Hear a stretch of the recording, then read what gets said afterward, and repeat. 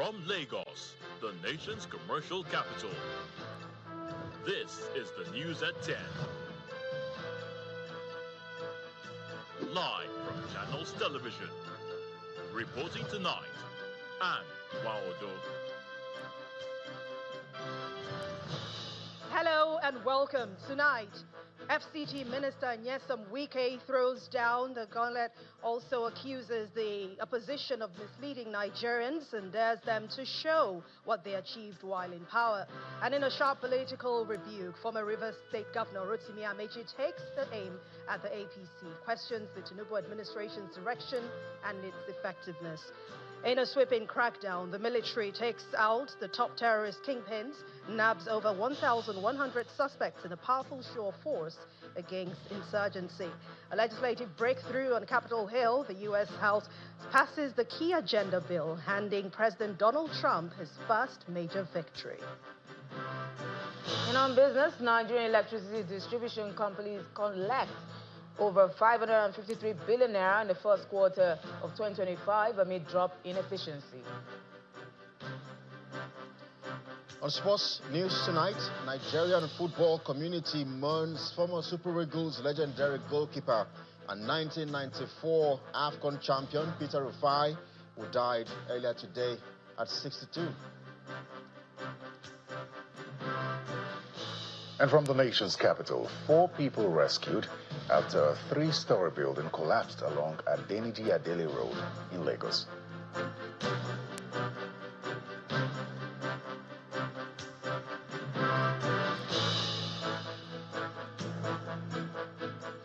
Tonight, we begin with reactions still trailing the recent political developments right here in Nigeria, especially the opposition coalition movement into the African Democratic Party. Well, the latest reaction is coming from the Minister of the FCT, Mr. Nyesom Wike. He's asking members of the coalition to stop using Nigerians for their personal affairs, challenging them to present their scorecard when they held public offices. He also insists that the coalition is not in the interest of Nigerians. He stated this during his monthly media chat at his official residence in Abuja. Our correspondent, Kubi Aboluwade, reports. And if you cross to the other side. This July monthly media chat of the Minister of the Federal Capital Territory, Mr. Nyesom Wike, is coming after a marathon of project commissioning across the nation's capital. At least 14 projects have so far been commissioned, and the minister begins these media chats by speaking on the impacts of the projects, especially the Bola Tinubu International Conference Center. As I speak to you, that place was commissioned in June 10. Do you know the revenue was made within 3 weeks? 650 million naira. Why? People love good things. The president hosted the equal access of state in that international conference center. Go and see the comments from ambassadors, everybody. This is the first media chat he would be hosting after the reconciliation with Governor Siminalayi Fubara of Rivers State, and he refuses to disclose details of the peace deal. Let me tell you, it is not in your position. We settled, and we went to him. Mr. President never invited us. Mr. President never called a meeting, you say this, you say this. All I know, peace has come. If you are not satisfied with that peace, well, there's nothing we can do. But what is important, peace has returned. Whatever thing anybody says is not my business. The people were confused because the emergence of the opposition coalition, which has some of the minister's former allies as members, is also in focus. When you want to go to power, tell us if there are people who have not been in power in this country who are coming with such an idea. I can listen to them. But not people who were the ones at the heads of affairs of this country for how many years? Look at where this country, if this president did not take certain decisions he has taken, which may be very challenging, you would have known where we would have been by now. Why are people thinking that Nigerians have become so foolish? That you use Nigerians all the time. He also debunked allegations of land grabbing and allocating over 4,000 hectares to his sons. There are certain stories you come and tell me. And I'll tell you, thank you, will you get out from my office? First of all, calculate the time my time and that's okay. Where would you have 2,000 hectares of land? Ordinary mathematics just tells you that. And then for the value of $3.something billion US, in essence, you're talking about almost 4-5 trillion naira. And then you want me to stay to listen to you. All this badadash, rubbish. The minister believes only the People's Democratic Party has the capacity to dislodge the ruling All Progressives Congress if it remains united.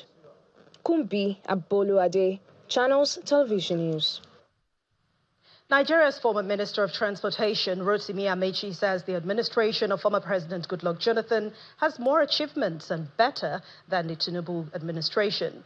Mr. Amechi explains that the coming together of politicians from various parties with notable ideologies will help project Nigeria and displace the ruling party come 2027. He was a guest on our political program, Politics Today. There's nothing like middle class, the rich, and the poor. Now, it's either you're the rich class, and the rich class is tumbling straight away to the poor class. They are disappearing too. So you have a society in this current government where only those who are members of this government are the rich class, while the poor is increasing. Every member of the opposition who belongs to the coalition is a member of the ADC.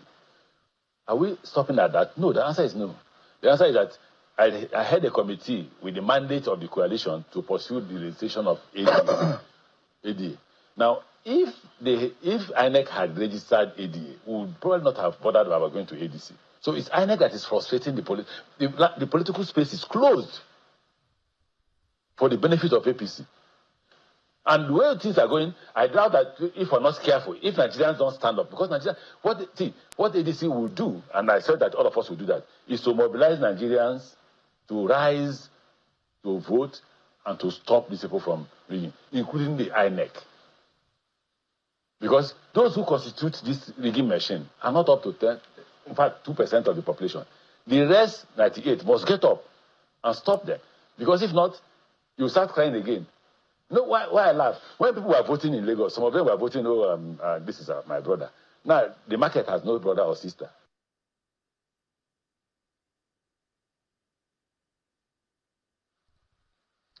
Let's head to the Green Chambers now, where the House of Representatives is asking the federal government to include the president of the Association of Local Governments of Nigeria to be part of the Federation Account Allocation Committee to represent all 774 local governments in Nigeria.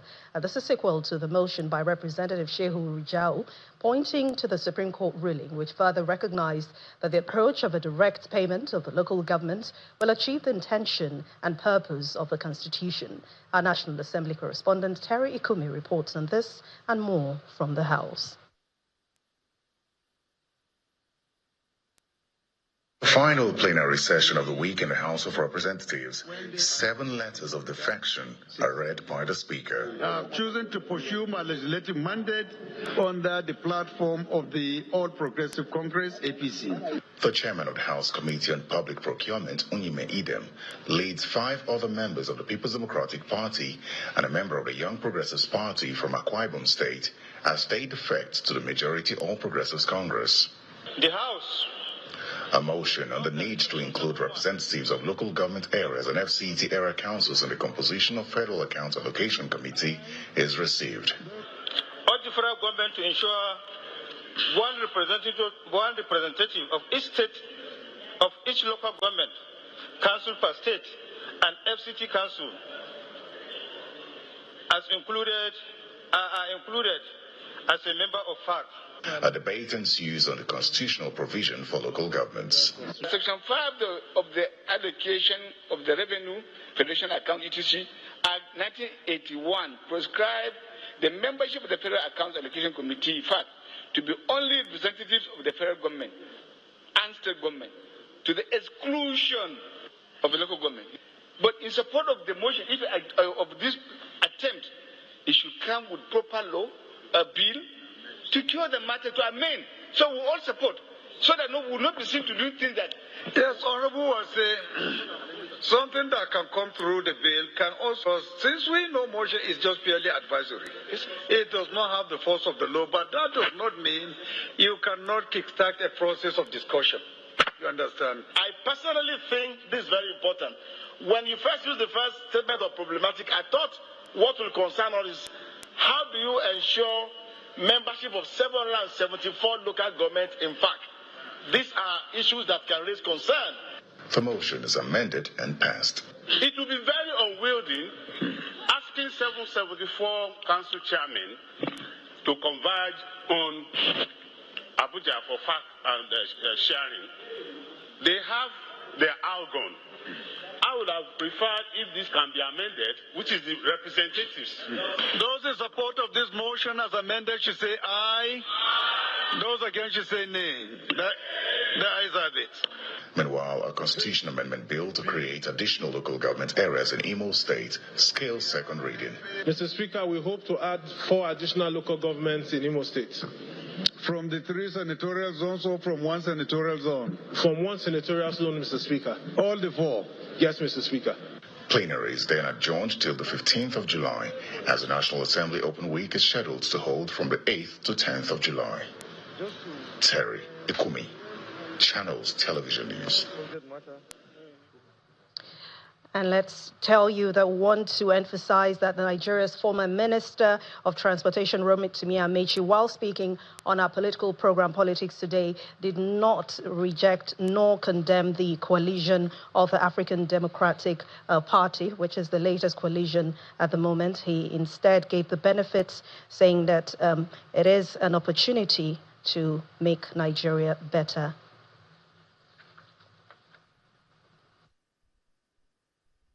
There's nothing like middle class, the rich, and the poor. Now, it's either you're the rich class, and the rich class is tumbling straight away to the poor class. They are disappearing too. So you have a society in this current government where only those who are members of this government are the rich class, while the poor is increasing. Every member of the opposition who belongs to the coalition is a member of the ADC. Are we stopping at that? No, the answer is no. The answer is that I had a committee with the mandate of the coalition to pursue the registration of ADA.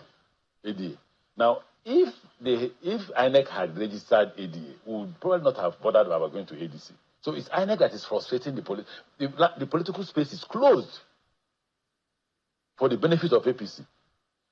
And the way things are going, I doubt that if we're not careful, if Nigerians don't stand up, because Nigerians, what ADC will do, and I said that all of us will do that, is to mobilize Nigerians to rise, to vote, and to stop these people from rigging, including the INEC. Because those who constitute this rigging machine are not up to 10, in fact, 2% of the population. The rest, 98, must get up and stop them. Because if not, you start crying again. No, why I laugh? When people were voting in Lagos, some of them were voting, this is my brother. Now, the market has no brother or sister.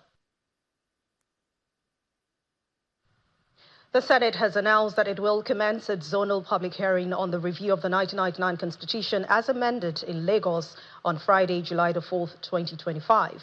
According to the statement from the Media Directorate Office of the Senate Leader, the hearing will allow for public input on key proposals, including the creation of 18 additional local governments, the establishment of state police, and extensive electoral reforms.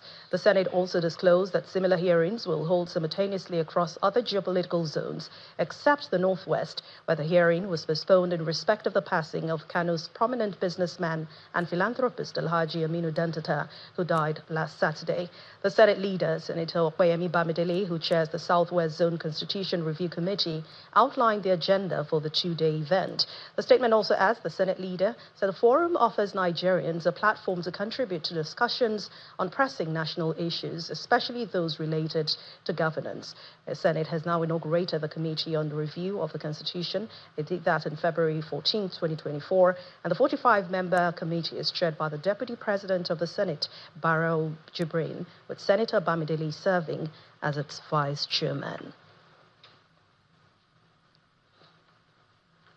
In part two, after the break, Vice President Kashim Shettima reaffirms federal government's commitment to transform Nigeria's cassava industry into a major income earner. Please join us again.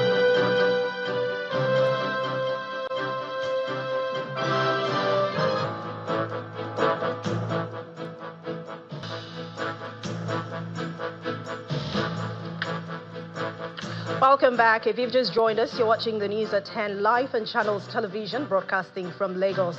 A reminder of our main stories.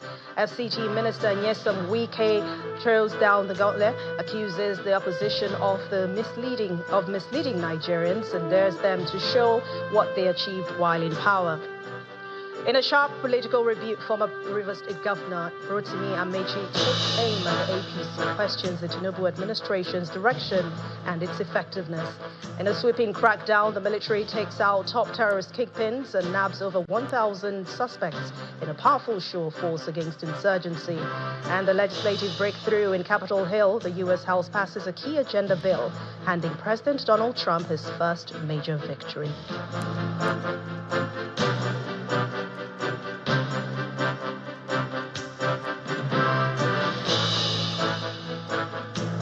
And now to security matters, as the military continues to record major successes in the ongoing counter-terrorism and anti-banditry operations across Nigeria, eliminating scores of terrorist kingpins. It says that 1,191 suspects were arrested between April and June 2025. Addressing a news conference in Abuja, the Director of Defense Media Operations, Major General Marcus Kanye, says the military intensified operations across multiple theaters, including Operation Hadinkai, Operation Faganyama, Operation Safe Haven, Operation Udoka, and Operation Delta Safe, among others. According to him, several dreaded commanders, including a notorious bandit kingpin known as Yellow Dambakolo, have all been neutralized. Significant achievements in the ongoing counter-terrorism and counter-insurgency operations, as well as other operations against armed bandits and other criminal elements who pose serious threat to national security and socio-economic activities. Despite some minor setbacks caused by improvised explosive devices, our troops across all theaters demonstrated uncommon courage, resilience, and high level of professional competence during all encounters with non-state actors. Troops of Operation Hadinkai, Operation Fansayama, Operation Safe Haven, Operation Udoka, and Operation Delta Safe, amongst others, performed exceptionally well during the period under review by eliminating key terrorist commanders, bandit kingpin, and independent people of Biafra Eastern Security Network criminals. Some economic saboteurs and terrorist logistics suppliers were also arrested. The Deputy Speaker of the House of Representatives, the Southeast Development Commission, and the United Nations Development Programme, UNDP, are all seeking stronger collaboration with partners to help develop the southeastern region. Speaking at a roundtable in Abuja, the Managing Director of the Commission says the region needs urgent collaboration in areas like agriculture, security, education, and infrastructure development. Let's proceed, please. The Minister of Regional Development, country representative of the United Nations Development Programme, and officials of the Southeast Development Commission are having this roundtable to share ideas on the development of the Southeast region. The host outlines key areas of focus that needs partnerships. Number one, reform of the economy for sustained inclusive growth. Number two, strengthening national security for peace and prosperity, focusing on education, health, and social investment as pillars of development. If we want to truly achieve a one-market economy in the Southeast, we have to have the policies around security and securing lives and property also have to be consistent, but it also has to be effective. We can't do it alone, but we require the buy-in from the public. The Deputy Speaker, House of Representatives, is represented by the House Committee Chairman on Southeast Development Commission, and he gives assurances of the lawmakers' support for the development of the region. We will continue to advocate for adequate funding, legislative backing, and oversight mechanisms that ensure transparency and measurable impact. Southeastern Nigeria is known for its entrepreneurial energy and rich potential in agriculture, as well as science and technology. The emphasis at this roundtable is on how to harness that potential for sustainable development and competitiveness of the region. Let us remember, development is not an event. It is a journey.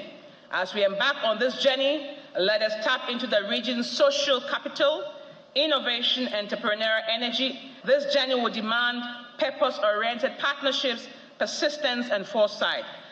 At our recent retreat in Lagos, where all the commissions were represented, we emphasized the urgency of strategic partnerships, innovation, and collaboration in driving inclusive development and bringing the Renew Hope agenda closer to the grassroots. To have left their representatives alone. The 18-member board of the Southeast Development Commission was inaugurated in February 2025 to oversee the Commission's mandate to drive socio-economic growth of the region, a task the team now seeks the support of development partners to achieve. Let's turn our attention to agriculture now. Vice President Kashim Shettima has reaffirmed the commitment of the federal government to transform the cassava industry in Nigeria and make it a more major income earner for the country. He stated this at an event to mark the World Cassava Day held in Abuja. Our State House correspondent Empress Simon reports.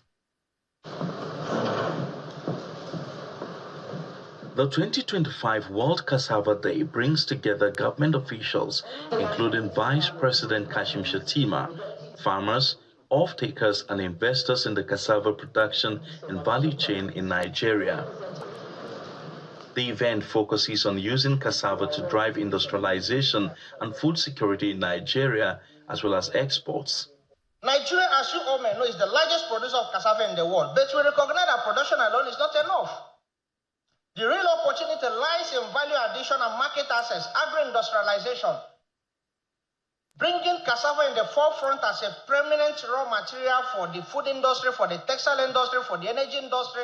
We have derivatives of cassava that can actually drive innovation and drive socio-economic dynamics and economic activities within our rural communities. According to the Nigeria Cassava Investment Accelerator, an initiative led by the Lagos Business Co., the country captures only 2% of the $183 billion global processing market, as most of its production is lost to waste or used in low-value food-grade applications, underpinning the need for the adoption of new technologies and innovation. We have been implementing a project over the past 3 decades, which is called Root and Tuber Expansion Program, but we realized expansion is not enough. And so this project has now been transformed into Root and Tuber Crops Industry and Export Development Program, RTIDE. At the Federal Ministry of Innovation, Science and Technology, we are actively working to unlock the full potential of the cassava value chain through science, technology, and innovation. Some of our strategic efforts include supporting research and development through partnerships. Vice President Kashim Shettima reiterates efforts by the administration of President Bola Tinubu to reposition cassava production in Nigeria. We are prioritizing private capital, research and coordinated action across government, academia, and development partners to drive mechanization, agro-processing, quality inputs, and full commercialization of cassava.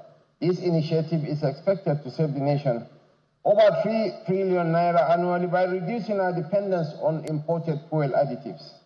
It will also stimulate the emergence of a circular economy in agriculture and allow us to harness byproducts for energy, fertilizers, and industrial inputs. The Vice President also calls on smallholder farmers to take advantage of the various programs being implemented by the current administration to grow their fortune and contribute meaningfully to the growth of the economy. From the presidential villa, Empress Simon, Channels Television News.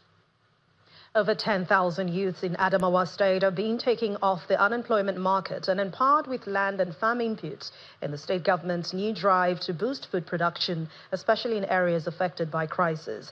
Performing the flag-off ceremony, the governor of Adamawa State, Umaru Fintiri, highlighted his administration strategies to ensure sustainable food security through a green economy. The Adamawa State government's strategy of directly developing farmlands and providing farmers, especially the youths, with inputs is not only meant to drastically curtail youth unemployment, but to redirect their energy towards food production. The governor of Adamawa State, Umaru Fintiri, is at the Ganigaku Pilot Farm in Demsa local government area of the state for the flag-off of distribution of farm inputs. He's accompanied by his deputy and some members of the State Executive Council. Setting the tone for the events, the Commissioner for Agriculture believes the farm scheme will stimulate economic growth, especially in the rural areas. As a result, His Excellency initiated the 300 hectares farming program for the youth in the 21 local government areas of the state. Governor Umaru Fintiri is confident that with the strategies his government has put in place, including support for climate-smart agriculture, food security will be enhanced. The cluster farms are therefore here to serve as instruments of empowerment to the beneficiaries and learning grounds and demonstration sites for our farmers for best practices in modern agriculture in various crops. The world is moving at supersonic speed. Every profession is evolving with the right science, technology, and precision. We must therefore tailor the production of what we eat into this speed. The traditional ruler of Bata Kingdom gives assurances of judicious use of the farm inputs, while one of the benefiting farmers reiterates his determination to fight hunger. You are an action government, and you are very practical. Therefore, words alone cannot express our gratitude to you. Therefore, I know that very soon you will put it into action. We want to really thank Governor Fintiri for this intervention. We as farmers are handicapped because of the economy, but with this effort by government, we are going to do well and boost our livelihoods. High point of the event is the official flag-off of distribution by Governor Fintiri, assisted by his deputy. With a plan to replicate the scheme across the 21 local government areas of the state, Governor Umaru Fintiri appears determined to ensure food security in the state. Still ahead on the news at 10, Nigerian electricity distribution companies collect over 553 billion naira in the first quarter of 2025 amid drop in efficiency. And that's in business news. Do join us again.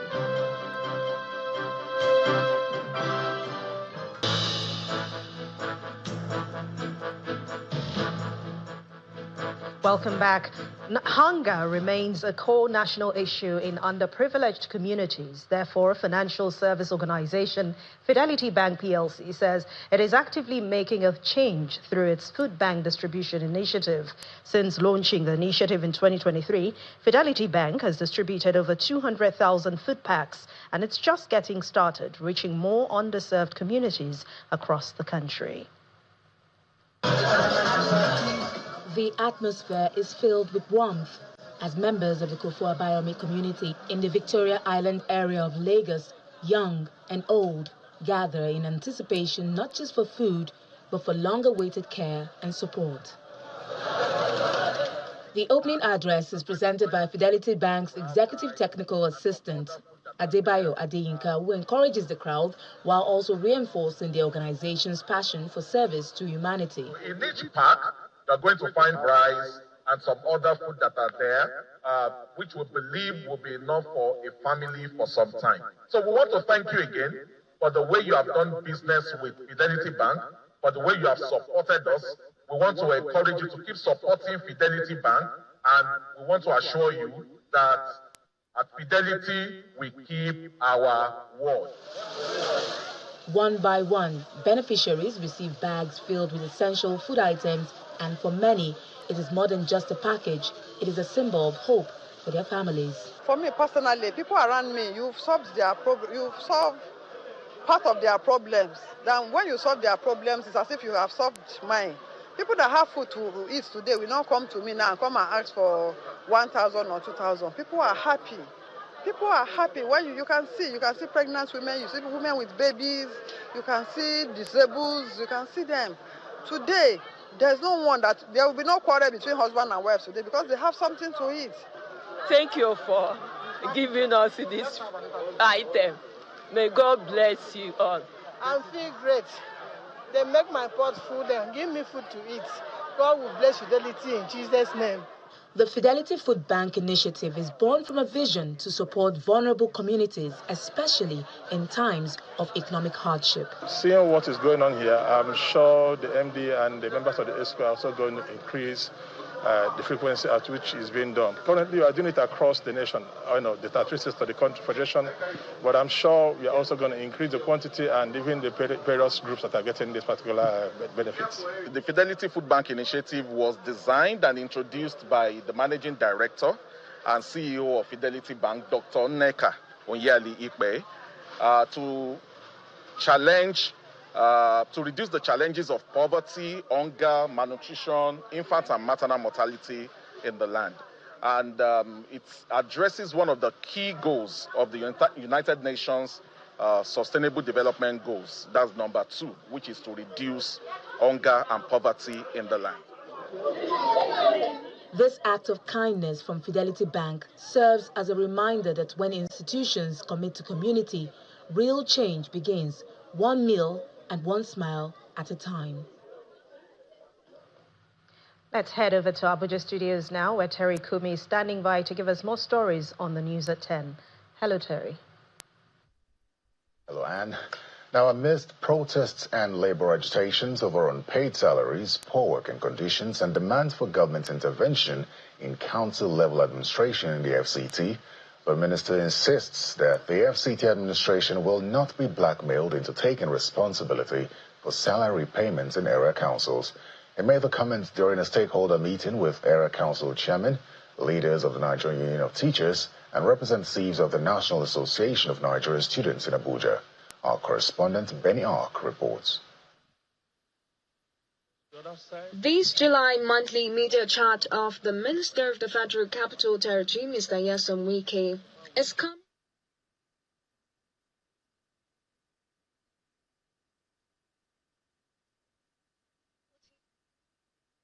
commissioned, and the minister begins these media chats by speaking on the impacts of the project, especially the Bola Tinubu International Conference Center.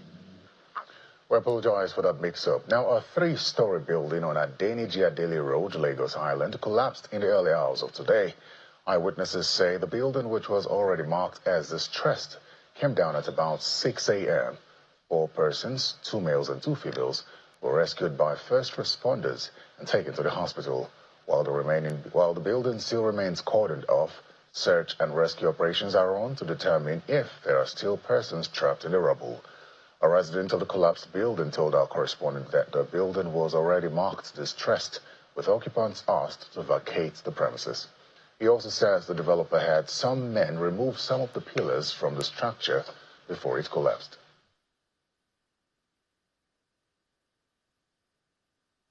Now, oil and gas surveillance firm Pipeline Infrastructure Nigeria Limited is making strides in the oil and gas sector and is promising to do even better in the days ahead.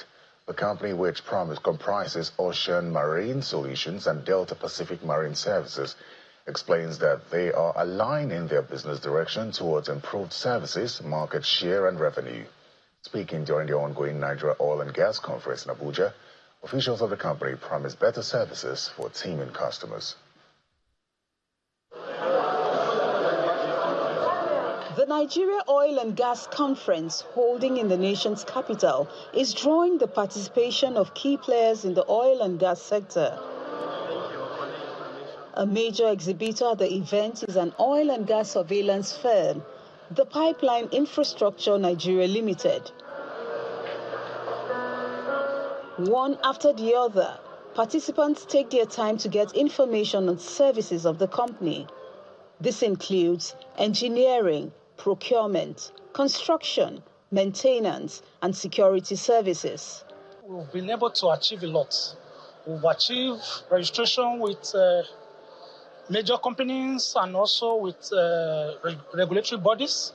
We've also done a lot of jobs, like, for example, the Transfocados pipeline. We've been maintaining it, and we also did the repairs for them.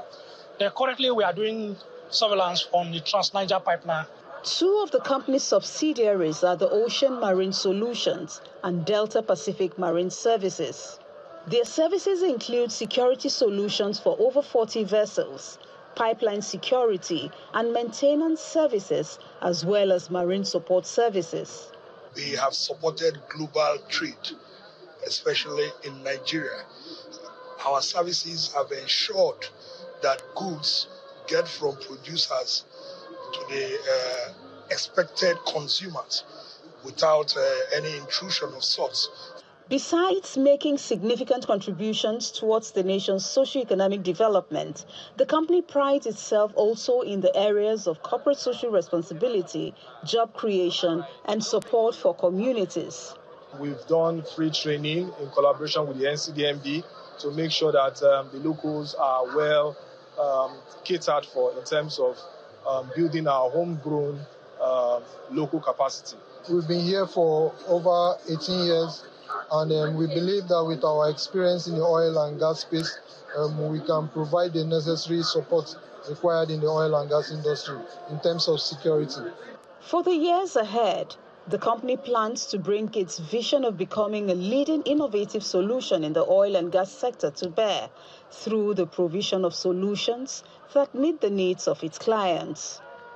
Sarah Chimogu, Channels Television News.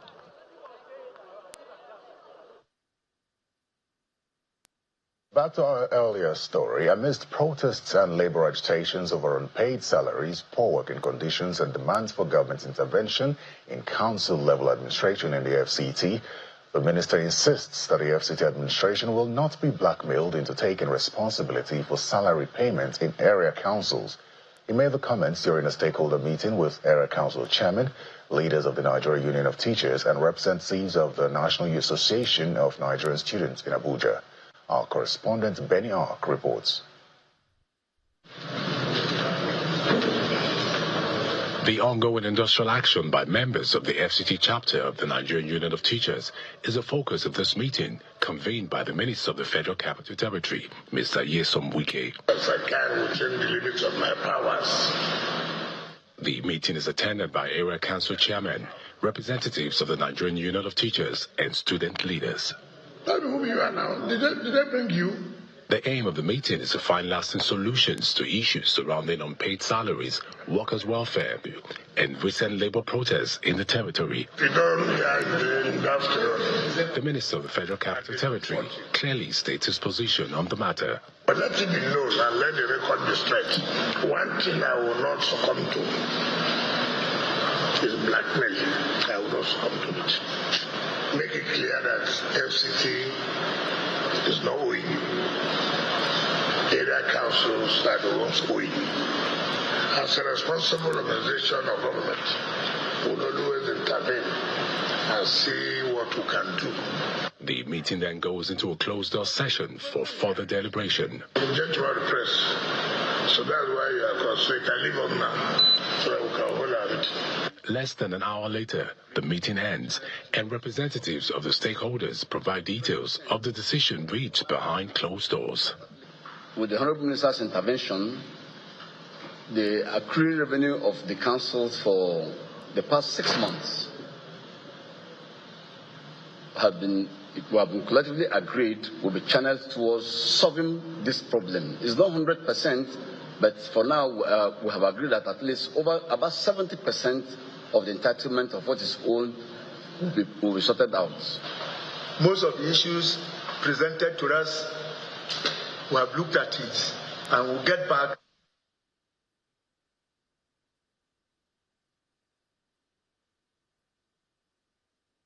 Well, that's all from the nation's capital. Business news is next with Willie Bong.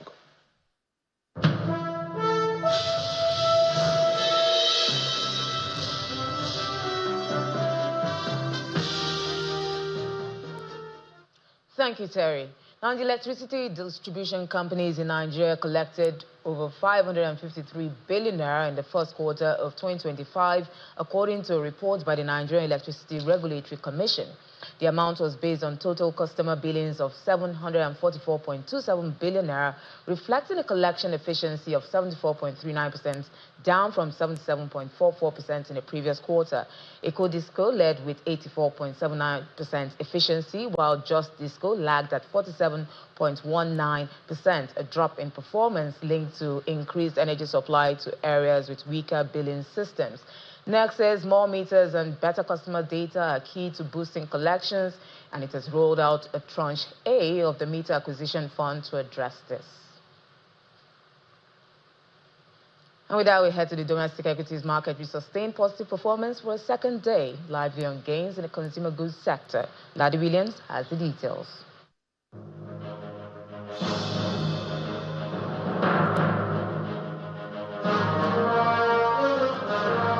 All right, let's get a check on how your money performed today. The bullish euphoria continues with the all-share index there reclaiming the 120,000 level, moving higher there by 977 points, 0.53% uptick there for the all-share index. So the sectors that we track now, it's all green today, with the banking counter taking the shine, up a big 1.29%. I see the index there. Traded earlier between the 1,281 to 1,303 level, but closed big, up 1.29%. They're the biggest mover for the sectors that we track. Then we see just about 3 of the tier 1 banks added to their share prices today, with GTCO rising 3.44%. I guess it's on the back of this news now, with GTCO planning to list on the London Stock Exchange, joining the likes of Seplat, Airtel Africa, on that exchange. And with all of that playing out today, the bulls continue.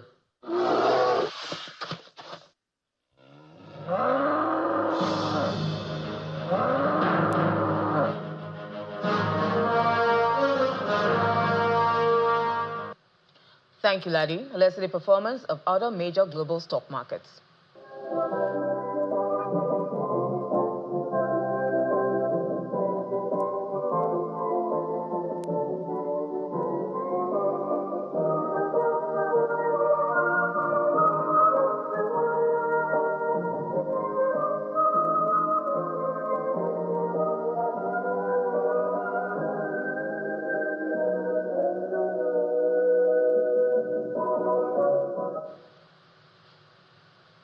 And that's business news. Is back to Anne for the rest of the news at 10.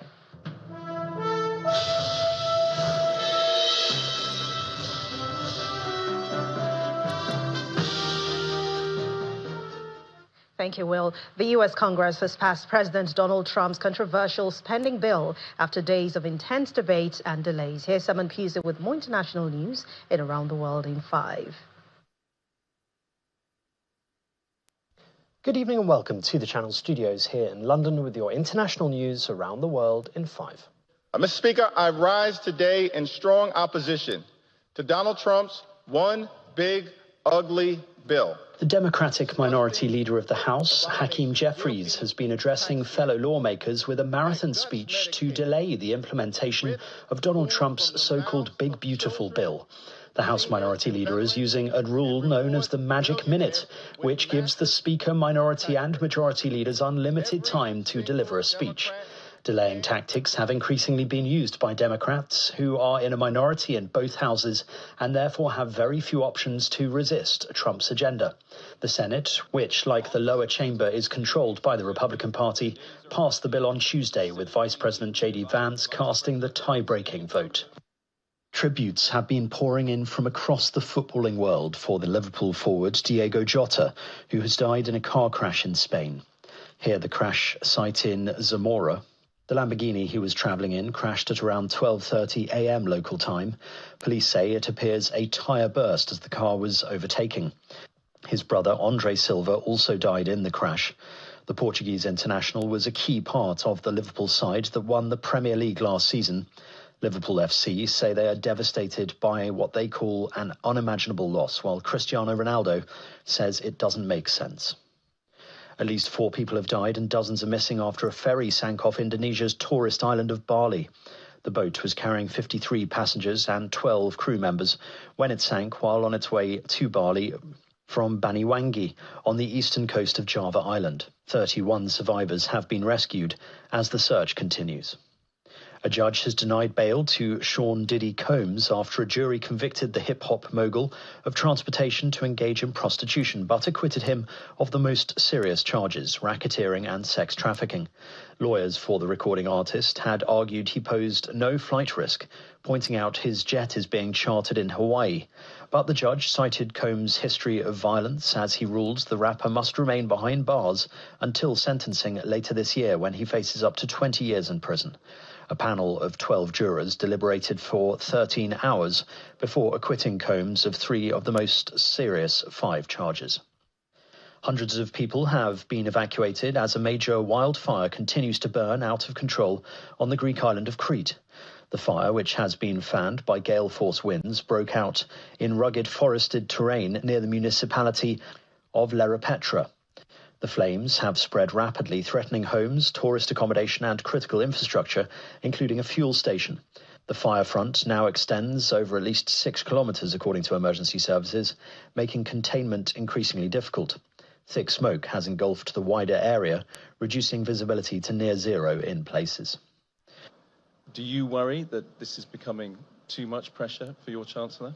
The UK Prime Minister, Sir Keir Starmer, says he was probably the last person to appreciate anything going on with Rachel Reeves, a day after the Chancellor cried throughout much of Prime Minister's questions. She certainly won't.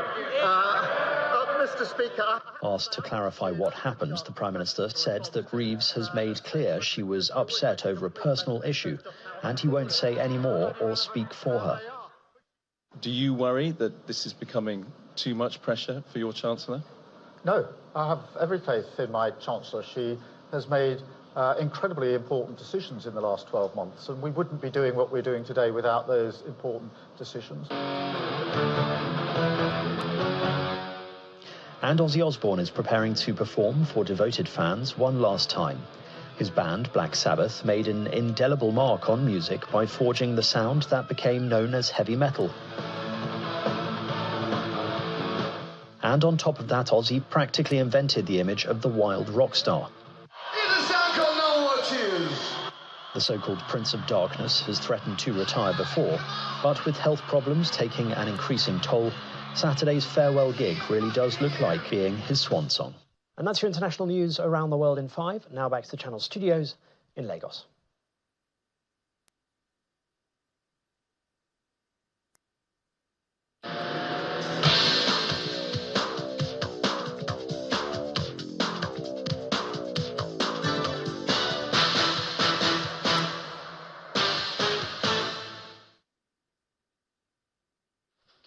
Many thanks indeed, Simon, and welcome to Sports News. Super Eagles legendary goalkeeper Peter Rufai is dead, as Nigerian football community and beyond are paying tributes to the iconic goalkeeper who stood tall between the posts for the Super Eagles. Dodo Mayana, as he is popularly called, was a central figure in Nigeria's golden football era.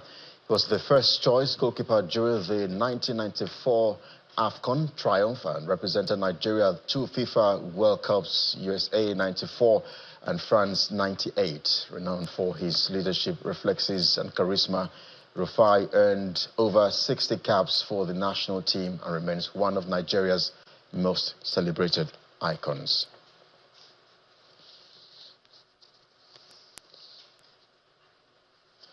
Two other stories now. Retail experience is set to be redefined in Lagos as Adidas in partnership with local authority trading company, unveiled the largest Adidas store in Africa. The store sits elegantly on a prime waterfront location on Lekki Admiralty. German athletic apparel and footwear makers Adidas launches a new store in Lekki in partnership with local authority trading company. The new Adidas Lekki store opens its doors in style with ribbon cutting led by the Deputy Governor of Lagos State, Obafemi Hamzat.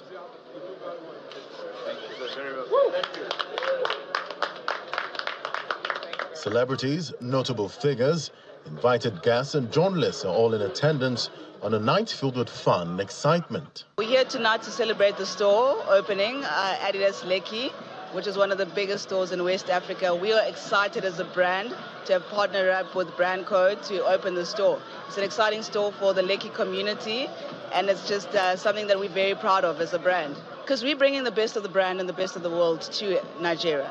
And I think we respect our customers that much to say, hey, we're opening the door for you to be able to come in and to shop the latest products, shop the latest apparel and footwear. We've got the best in the world, and we're going to bring that to the Lagos community. What you see here today is also a culmination of years of hard work. It's a culmination of the clear vision that has really brought this, and resilience as well. So when you talk about what's happening here today, it's amazing to see. It shows you that when you bring authenticity, when you understand local nuances, you go with a strategic local partner. That's how you create magic. That's where you find the difference. The store expands the brand's footprint in key retail hubs across Nigeria. We're a global brand. Make sure that we bring the very best of Adidas to every key city around the world. But where the success lies is about celebrating local culture, local community, making sure that we give back to the local people of Lagos. And so you will see in every area of the store an expression that is really symbolic to Lagos. And it's not just about bringing Adidas here, it's also about exporting Lagos to the world. And so we're very, very proud to celebrate this local city, this local culture, and we want to make sure that we're here to stay. So it's not just about one store. We've got already 7, and there's plenty more to come. We want to make sure that we're giving back and building and providing more access to sport, but at the same time, really allowing the people of Nigeria and of Lagos to really express themselves through style together with Adidas. Adidas is dedicated to fostering deeper connections with its customers, aiming to go beyond transactional exchanges by building a community around sport and style. That's sports. I'm Kelly. Egiga is back to Anne.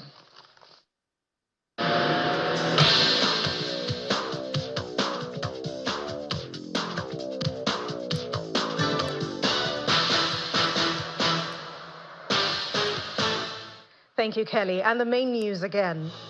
The FCT Minister Nyesom Wike today threw down the gauntlet as he accused the opposition of misleading Nigerians and dared them to show what they achieved while in power. And that's news at 10 tonight. Thank you so much for watching. I'm Anne Nwawadu. Good night and stay safe.